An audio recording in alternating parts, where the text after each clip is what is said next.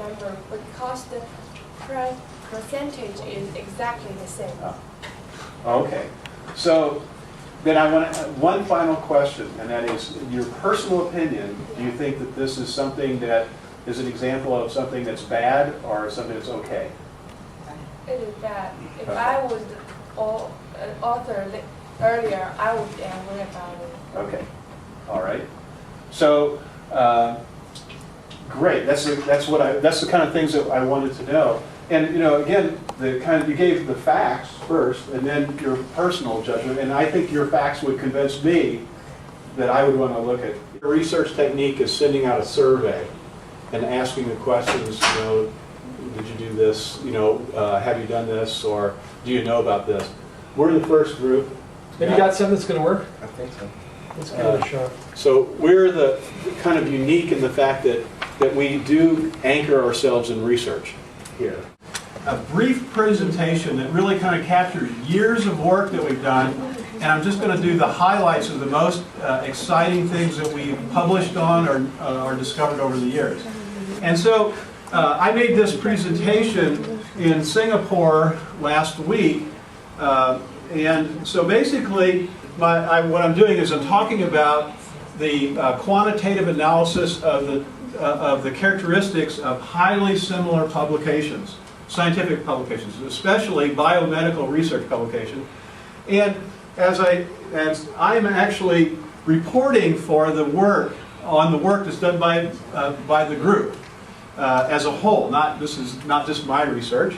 And this just so you know, that our research is funded by the Office of Research Integrity, which is in the Health and Human Sciences part of the U.S. government, and the National Library of Medicine, which is part of the National Institutes of Health.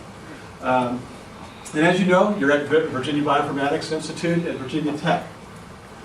So if there's one thing that I would like for you to remember when you finish working here, whether you're going back to Jackson State, right? Or going back to China, or going back to Grambling, or wherever people are from, please remember etblast.org. So if you're on the web and you want to access biomedical or other scientific literature by a technique that's different from a standard search engine, go there. And that search engine, called ETBlast, Electronic Text Blast, is a search engine that's really the key core part of the process that we use to identify these highly similar documents. And I'll show you how we do that in just a second. But it was not designed to discover plagiarism. It was designed to be a tool that will help scientists in providing a new approach for them getting access to the literature, especially biomedical literature. So how many people here use Google? Okay, no, that's the wrong question. Who has never used Google? Okay, so there's never an answer. So with Google, you have to type in a keyword and then you get something back. Here, this is different. You type in a lot of keywords, or you put in a lot of text, and it finds similarity between a lot of text and not a single thing. So this engine, ETBlast, has been freely available on the web for 10 years. It has a web interface so you can use it to help you do your work. And it's used by researchers and others thousands of times a day. It runs on servers right upstairs. So ETBlast was this engine that we designed so that we can better access the literature. However, we found that we could use it to compare pieces from a database. So, for example, let's say you're writing a paper for, what's your major? Chemistry. So you go back to China or something, right? And you're gonna, if you had to go and write a paper for your chemistry class, you would first start and write a paragraph. You'd have to do it in English, sorry, for this to work. So if you wrote a paragraph in English talking about what your paper's about, the abstract for your paper, you could take that abstract and put it in the ETBlast engine, and it will tell you other scientific papers that are similar to that, and then you can use that to help you write your paper, to find references. Well, So what it does, it compares your paragraph to every other paragraph in all these databases. In Medline, there are 20 million paragraphs, okay? And so we did something different. We could actually then take a paragraph out of Medline and use that as the query in this engine. And most of the time, 99% of the time, it finds other related literature, but it doesn't find anything really identical. But about 1% of the time, it finds other papers that are too similar, too identical. We did that.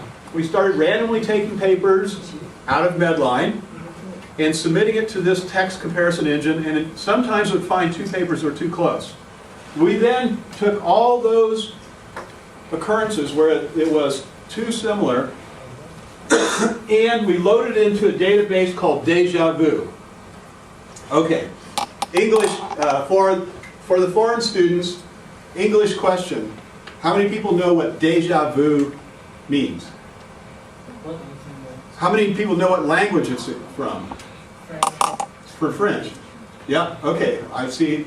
I didn't know that when I was your age.